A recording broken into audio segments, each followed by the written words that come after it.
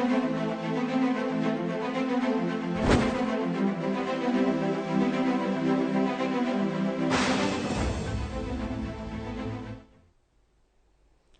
स्वागत है आपका हमारे खास कार्यक्रम हरियाणा डायरी में। मैं हूं आपके साथ राजश्री थवाइट और इस कार्यक्रम का एक ही उद्देश्य है कि आप तक हरियाणा के हर उस विकास की जानकारी पहुंचाई जाए जो मुख्यमंत्री मनोहर लाल के नेतृत्व में लगातार की जा रही है। तो बने रहिए हमारे साथ और देखते रहिए हमारा खास कार्यक्रम हरियाणा डायरी।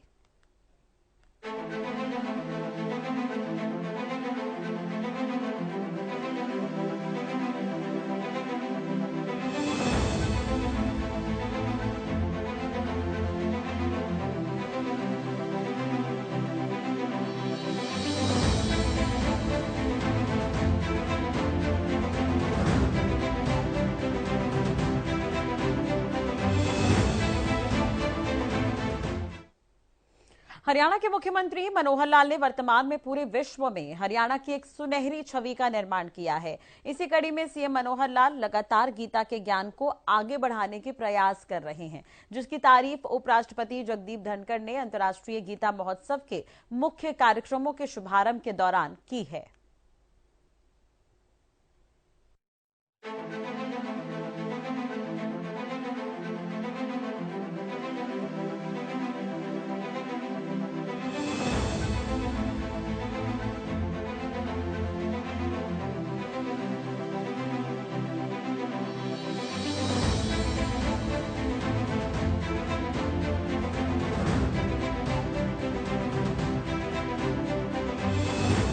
हरियाणा के मुख्यमंत्री मनोहर लाल के नेतृत्व में न सिर्फ हरियाणा विकास की बुलंदियों पर पहुंच रहा है, बल्कि अंतर्राष्ट्रीय तौर पर भी हरियाणा की ख्याति बढ़ी है।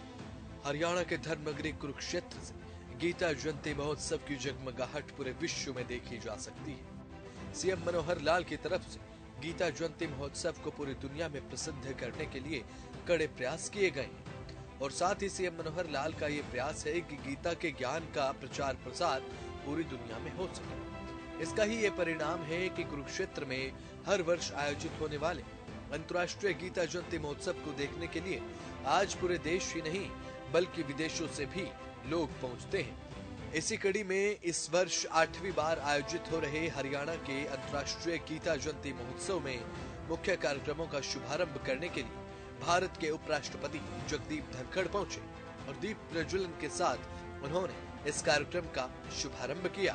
इस दौरान हरियाणा के मुख्यमंत्री मनोहर लाल की तरफ से संबोधित करते हुए ये कहा गया कि गीता पूरे जीवन का सार है। गीता शाश्वत संदेश देती है जो कि मनुष्य के जीवन में मची उथल पुथल को भी ठीक करने में कारगर है। उन्होंने कहा कि दुनिया में इस तरह की समझ बनाने की बेहद जरूरत है जिससे सभी शांति से रह सके, जिसमें गीता एक महत्वपूर्ण भूमिका निभा सकती है। बहुत ही प्रसन्नता का विषय है आज मेरे लिए, खासकर कि लगातार 8वां वर्ष ये हो रहा है कि जब अंतर्राष्ट्रीय स्तर का ये गीता जयंती का समारोह हो। हम कुरुक्षेत्र में लगातार 2016 से इसी स्वरूप में मनाते आ रहे हैं और ये और अच्छा विषय है कि हम इस प्रकार की संगोष्ठियों के माध्यम से गीता का यानी गीता का संदेश देश और दुनिया में कैसे जाए, गीता का महत्व ये दुनिया को हम कैसे बता सकें, इस प्रकार की संगोष्ठी के माध्यम से हम लोग लगातार करते हैं। भाई बहनों, गीता के बारे में बोलना वास्तव में सूर्य को रोशनी दिखाने जैसा मेरे जैसा व्यक्ति जरूर सोचता है, क्योंकि बहुत ही विद्वान लोग इसके ऊपर अपना व्याख्यान देते हैं।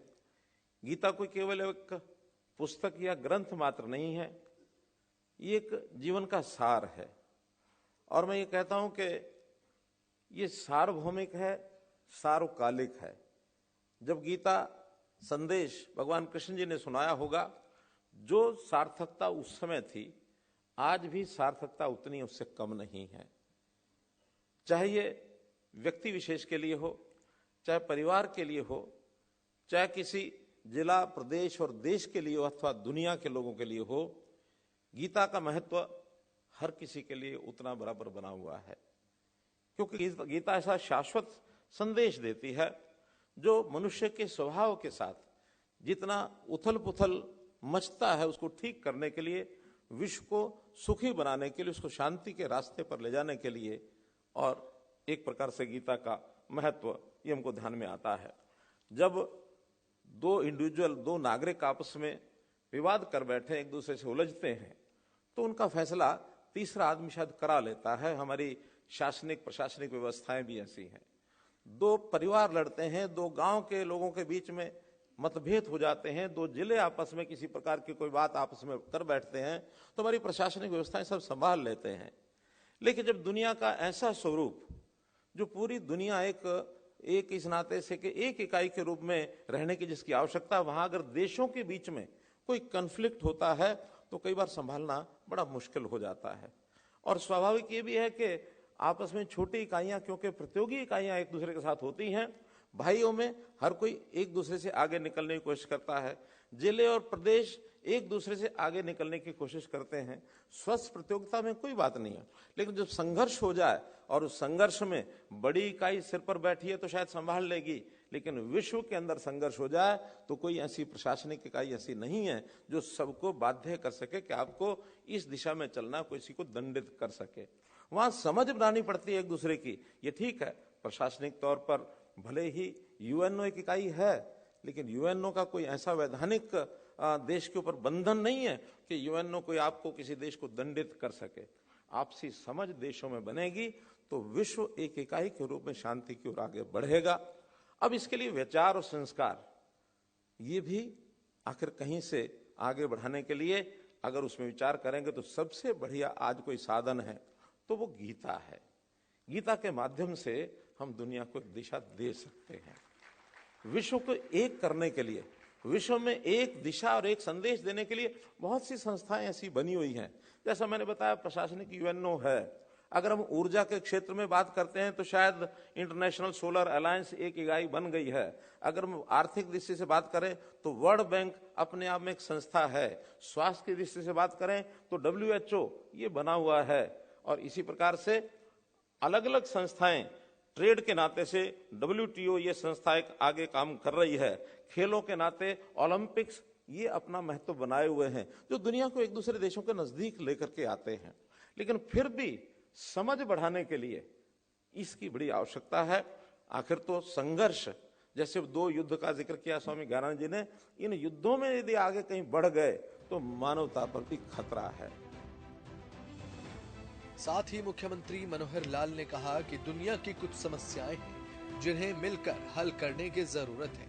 मुख्यमंत्री ने प्रधानमंत्री नरेंद्र मोदी की तारीफ भी की और पीएम मोदी की तारीफ करते हुए सीएम मनोहर लाल ने कहा कि प्रधानमंत्री नरेंद्र मोदी आचरण में भगवान श्री राम के पद चिन्हों पर चल रहे हैं और कर्तव्य में और कर्मों के संदर्भ में वे भगवान श्री कृष्ण के कदमों पर चलते हैं। मुख्यमंत्री मनोहर लाल ने कहा कि गीता हमारे जीवन में रोशनी के समान है, जो सभी को रास्ता दिखाने का काम करती है। साथ ही मुख्यमंत्री मनोहर लाल ने ये कहा कि अंतर्राष्ट्रीय गीता जयंती महोत्सव एक ऐसा मंच है जिसका प्रयोग दुनिया की समस्याओं के साथ साथ उनके समाधान को खोजने में भी करना होगा, जिसका प्रारंभ हो चुका है। विश्व के दर्जन भर देश इसके लिए कदम आगे बढ़ा चुके हैं। और इसके साथ ही मुख्यमंत्री मनोहर लाल की तरफ से भाषा का भी महत्व बताया गया कि भाषा का क्या महत्व है। सीएम ने कहा कि भाषा एक ऐसा सूत्र है जो लोगों को एक दूसरे से जोड़ने का काम करता है। इसी कड़ी में कुरुक्षेत्र विश्वविद्यालय में भी एक रीजनल लैंग्वेज सेंटर बनाया जाएगा। इसके माध्यम से लोग विश्व की किसी भी भाषा को सीख सकते हैं।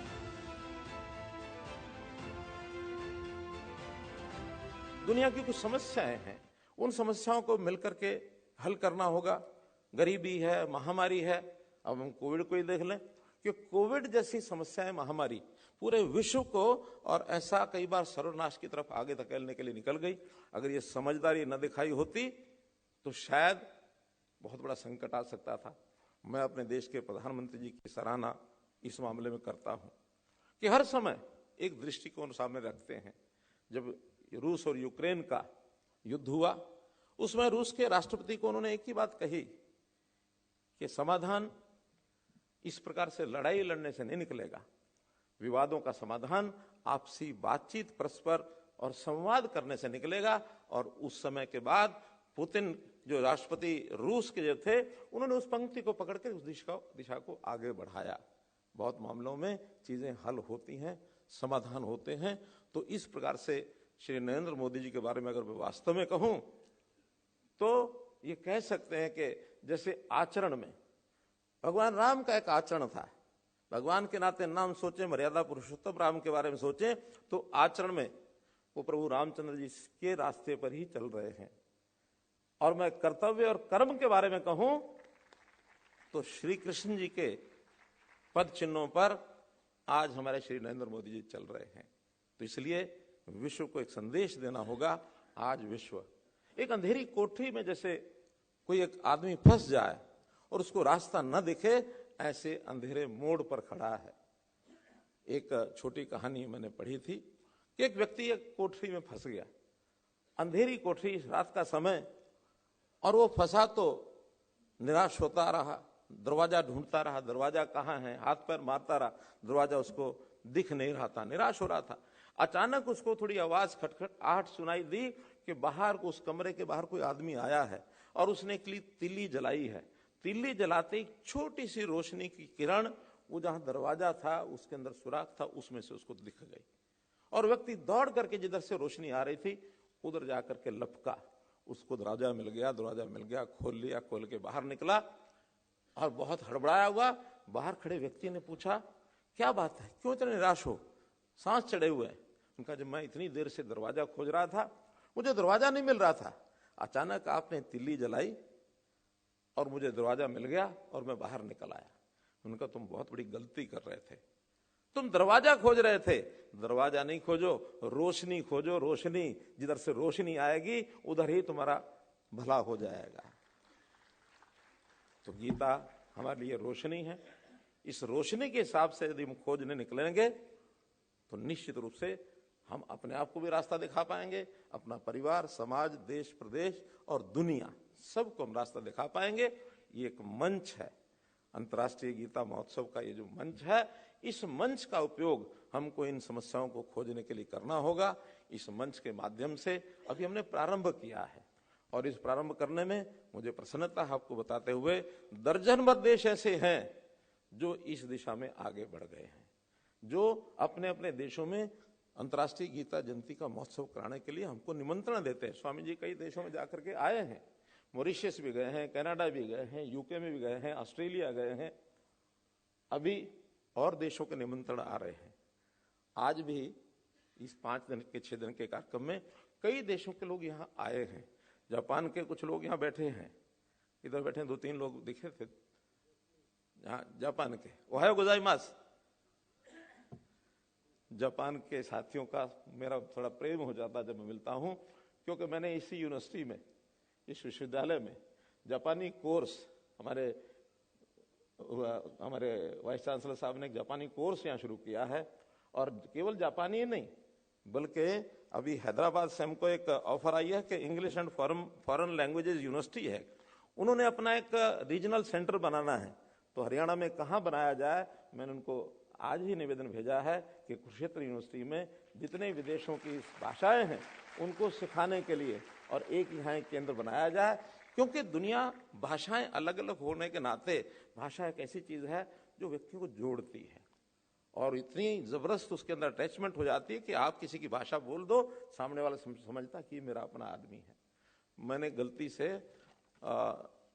तमिल का एक कोर्स कर लिया था और तमिलनाडु के जब वो लोग मिलते हैं तो उनसे 2 वाक्य बोलने होते हैं, वेरना शिशो, पेरना इरकदा, वीडेंगे इरकदा। 3 वाक्य, 2 वाक्य बोलो तो समझता कि वाह, मुझे तो कोई तमिलनाडु का व्यक्ति मिल गया। तो भाषा एक बहुत बड़ा सूत्र है व्यक्तियों को जोड़ने के लिए। तो कुरुक्षेत्र यूनिवर्सिटी में ये विश्व की अन्य अन्य भाषाओं का एक केंद्र खुलेगा और उसके माध्यम से यहाँ संयोग से गीता का भी केंद्र है। हम इसके माध्यम से दुनिया के बहुत देशों को यहाँ ला करके एक प्लेटफॉर्म पर जोड़कर और गीता का संदेश देश और दुनिया में पहुंचा सके, यही मेरी शुभकामना। आज के इस अवसर पर आपको बहुत बहुत बधाई, बहुत बहुत शुभकामना, धन्यवाद। मुख्यमंत्री मनोहर लाल के साथ साथ उपराष्ट्रपति जगदीप धनखड़ ने भी कार्यक्रम को संबोधित किया। उन्होंने हरियाणा के मुख्यमंत्री और पूरे हरियाणा प्रदेश की तारीफ। उन्होंने कहा कि उन्हें सौभाग्य से पूरे देश में अलग अलग जगह भ्रमण करने का मौका मिला है और लगभग सभी जगहों का उन्होंने दौरा किया है। लेकिन जब वो हरियाणा आते हैं तो हरियाणा की बात ही कुछ और होती है। उन्होंने कहा कि मुख्यमंत्री मनोहर लाल गीता के अनुयायी हैं, ये इनकी सबसे बड़ी पहचान है। उन्होंने कहा कि पूरे देश में सीएम मनोहर लाल का नाम पारदर्शिता, शुचिता और उत्तरदायित्वता के लिए जाना जाता है। गीता को इन्होंने जमीनी हकीकत बनाने का काम किया है। इसके बाद गांव के बच्चे को नौकरी का पत्र मिलता है। उपराष्ट्रपति जगदीप धनखड़ ने कहा कि सीएम मनोहर लाल गीता के पद चिन्हों पर चलते हैं, जो कि आसान काम नहीं है। इसलिए पूरे देश में मुख्यमंत्री मनोहर लाल की एक मजबूत छवि बनी हुई है। Honourable chief minister Manohar Lal ji ने जब जब मुझे बुलाया है यहाँ, वो मेरे लिए बहुत ही एक अद्भुत अनुभव का विषय बना है। हर बार मैं यहां से एनर्जाइज्ड, इंस्पायर्ड और मोटिवेटेड होकर जाता हूं। मुझे देश के करीब करीब हर प्रांत में जाने का मौका मिला है। यहां की बात ही कुछ अजीब है, ये मैंने महसूस किया है।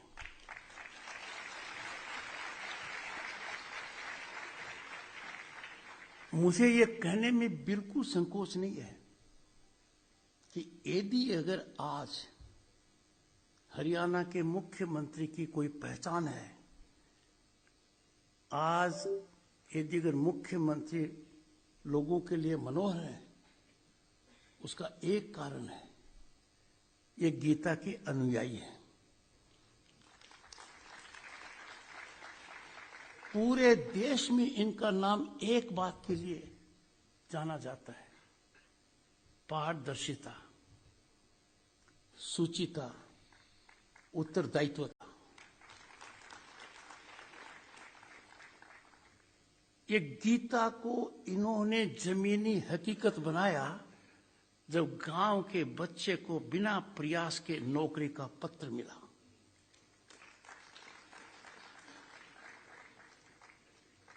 He is a foot soldier of Gita philosophy. और ये कोई आसान काम नहीं है। जब भी कोई आदमी पद पर आसीन होता है, उससे जो एक्सपेक्टेशंस होती हैं वो वाजिब नहीं होती हैं। आप तो कर ही सकते हो, आपको क्या जोर आता है, कर दीजिए ने। पहले होता रहा था, आज भी कई जगह हो रहा है, आप क्यों संकोच करते हो? क्या इसलिए मुख्यमंत्री बनाया है, हमारा थोड़ा सा काम नहीं करोगे? उस समय बड़ा मजबूत रहना पड़ता है। This man, the Chief Minister of Haryana, has withstood all challenges spinally to live up to the highest expectation of Gita. CM Manohar Lal की तरफ से हरियाणा को तरक्की के शिखर पर पहुंचाने में कोई कसर नहीं छोड़ी गई है। सीएम मनोहर लाल का मानना है कि गीता मानव जीवन का आधार है और गीता के सार में ही मानव जीवन निहित है। इसलिए सीएम मनोहर लाल की तरफ से गीता के ज्ञान को पूरे विश्व में पहुंचाने के प्रयास किए जा रहे हैं। इसकी तारीफ उपराष्ट्रपति जगदीप धनखड़ ने भी की है। यही कारण है कि आज पूरे देश के साथ साथ पूरे विश्व में हरियाणा की एक सुनहरी छवि का निर्माण हुआ है।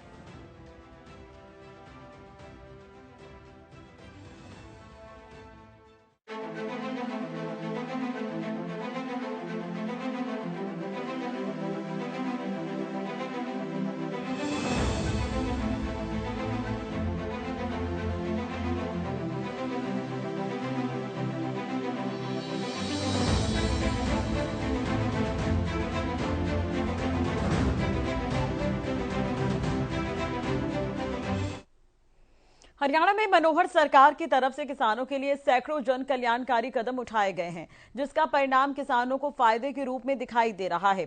सीएम मनोहर लाल विशेष चर्चा कार्यक्रम के तहत पराली प्रबंधन को लेकर किसानों के विशेष चर्चा की और साथ ही सरकार की तरफ से उठाए जा रहे कदमों के बारे में भी मुख्यमंत्री ने जानकारी दी है।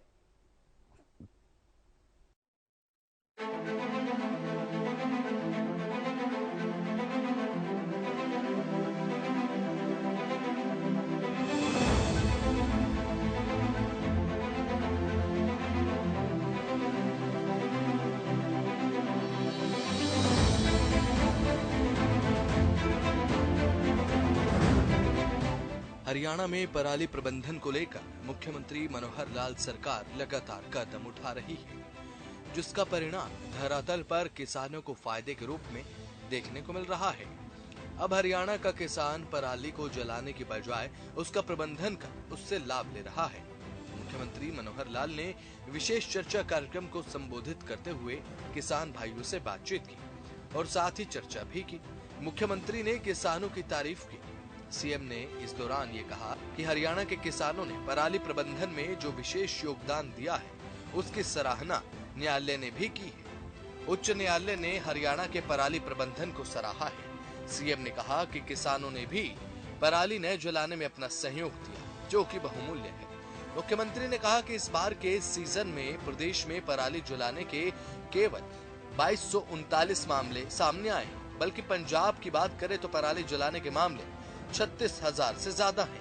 मुख्यमंत्री ने कहा कि 2500 रुपए प्रति टन पराली की बिक्री की व्यवस्था की है और 20% से कम मुश्तर मिलने पर 500 रुपए अतिरिक्त दिए जाते हैं, जिससे किसानों को लाभ होता है। सीएम ने कहा कि सरकार की तरफ से पराली प्रबंधन को लेकर किसानों को पराली का प्रबंधन करने के लिए विशेष उपकरण भी उपलब्ध कराए गए हैं और अगले वर्ष इसका लक्ष्य और भी ज्यादा रखेंगे। अगले वर्ष का लक्ष्य इससे ज्यादा होगा। मुख्यमंत्री मनोहर लाल ने प्रदेश के किसानों की तारीफ भी की। पराली प्रबंधन ये एक बड़ा विषय है जो किसान के साथ जुड़ा हुआ है। बहुत से ऐसे जो आवाजें आती हैं कि किसान पराली जलाता है, उसके कारण से प्रदूषण होता है, और खास करके कोर्ट्स भी कई बार संज्ञान लेती हैं। और संतोष की बात तो ये है कि पिछले दिनों में उच्चतम न्यायालय ने ये कहा है कि हरियाणा ने पराली प्रबंधन का जो कार्य किया है किसानों की सहायता करके, ये सराहनीय है। बल्कि पंजाब की सरकार को उन्होंने फटकार भी लगाई है। तो उस नाते से और हम जो किसानों को जो सहायता करते हैं उसका भी एक लाभ हमको मिला है और किसानों ने भी उसका सहयोग किया है। अगर आईसीआर की रिपोर्ट जो 22 नवंबर को भी प्रकाशित हुई है, उसका मैं आपको जानकारी देना चाहूँगा कि हरियाणा में कुल मिलाकर के इस बार सीजन में 2239 जो केसेस हैं वही यानी पराली जलाने के हुए हैं, जबकि अपना पड़ोसी प्रदेश पंजाब, वहाँ पर यह आंकड़ा 36,118 मामले हैं। अर्थात बहुत बड़ी संख्या में पंजाब में पराली जलाई जाती है। हरियाणा के किसानों को हमने इस पराली प्रबंधन के लिए बहुत सा सहयोग भी किया है। हमने इसमें कुल मिलाकर 2500 रुपये प्रति टन के हिसाब से किसान की पराली की बिक्री इसकी व्यवस्था की है, और यदि 20% से कम मॉइस्चर पाई जाती है तो 500 रुपया इसके लिए अलग से भी और ये दिया जाता है। तो इस प्रकार हम उनको जो इम्प्लीमेंट्स भी देते हैं, उस इम्प्लीमेंट्स में अभी 6,794 कस्टम हायरिंग सेंटर्स ये हमने बनाए हैं, ताकि हम पराली इकट्ठा करने के लिए, उसको इकट्ठा करके बेचने के लिए वहाँ से और जो हायर करके और इम्प्लीमेंट से ले सकते हैं। कोई किसान अपना इम्प्लीमेंट अगर लेना चाहता है उसको भी सब्सिडी दी जाती है। 80,000 फसल अवशेष के ऐसे प्रबंधन के उपकरण ये किसानों ने खुद खरीदे हैं, हम इसमें सब्सिडी भी देते हैं। यदि कस्टम हायरिंग सेंटर कोई बनाता है उनको 50% की जो सब्सिडी मिलती है, और जो स्वयं किसान अपना कोई ऐसा उपकरण खरीदना चाहे तो उसको 80% का और ये अनुदान ये हम देते हैं। पराली प्रबंधन तो और भी कई प्रकार से किया जा सकता है, जैसे फसल अवशेष प्रबंधन हेतु पूसा डिकम्पोजर किट ये भी हमने बांटे हैं। 2.5 लाख एकड़ में इस बार पूसा कंपोजर किट बांटे गए हैं, और हमारा इस बार का लक्ष्य है कि अगले इस वर्ष में 5 लाख एकड़ ये पूसा डिकम्पोजर किट ये बांटे जाएं, ताकि लोगों को इसका जो है पर्याप्त लाभ मिल सके। हरियाणा के पराली प्रबंधन का यही फायदा है जो धरातल पर दिखाई दे रहा है। मुख्यमंत्री मनोहर लाल की तरफ से पराली प्रबंधन को लेकर जो कदम उठाए गए हैं उसका दोहरा लाभ मिल रहा है। पहला फायदा सीधा किसानों को फायदे के रूप में हो रहा है, तो वहीं दूसरा फायदा प्रदूषण को कम करने को लेकर धरती पे दिखाई दे रहा है। सीएम मनोहर लाल की तरफ से किसानों को लेकर जो कदम उठाए गए हैं उसका लाभ किसानों को भली भांति मिल रहा है। सीएम मनोहर लाल का ये मानना है कि प्रदेश का अन्नदाता यानी कि किसान खुश रहे, तरक्की करे और सुदृढ़ बने। हरियाणा के किसान को सुखी रखने का बीड़ा मुख्यमंत्री मनोहर लाल ने अपने कंधों पर उठाया है, जिसका लाभ सीधे तौर पर धरातल पर किसानों को मिल रहा है। और प्रदेश का किसान भी सीएम मनोहर लाल की तारीफ करता नहीं थकता। आज के समय में प्रदेश के किसान सीएम मनोहर लाल को दुआ दे रहे हैं।